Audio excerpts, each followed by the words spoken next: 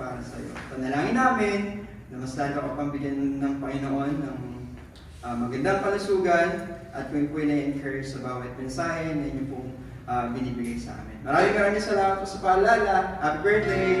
Happy birthday!